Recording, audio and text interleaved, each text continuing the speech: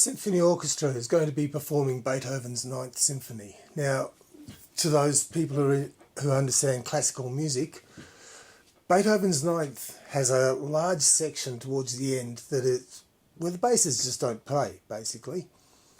So, during rehearsals, the bass players thought, right, if we get this organised right, we can head off to the pub, get a few drinks in, and come back to finish the concert. Fantastic.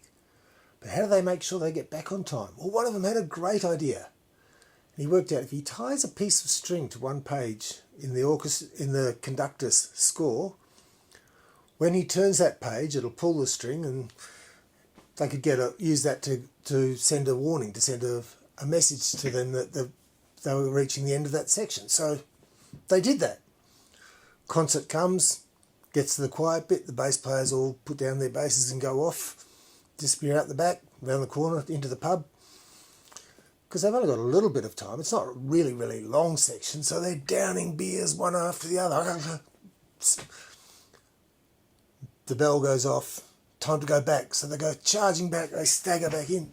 The beer hits them all together. Meanwhile, the conductor looks like he's having some troubles. You see, the string has got tangled up in his notes, in his score. Oh boy. It's the bottom of the ninth. The score is tied and the basses are loaded.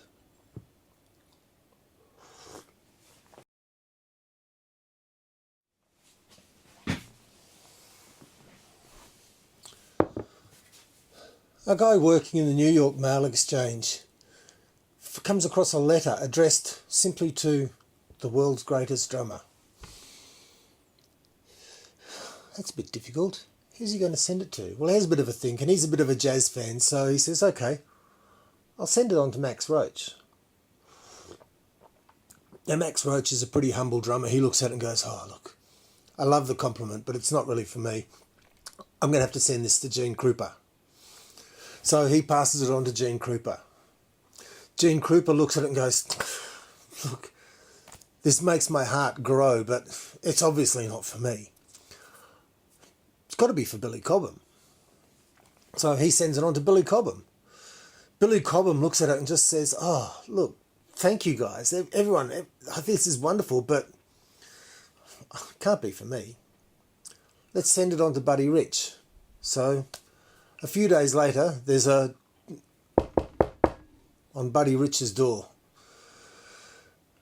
Buddy Rich is basking in the reflection of his favourite mirror, and takes a bit of a break, goes down, answers the door, and mailman gives him the letter, and he looks at it and goes, wow, another letter from one of my adoring fans. He opens it up and starts to read, Dear Ringo,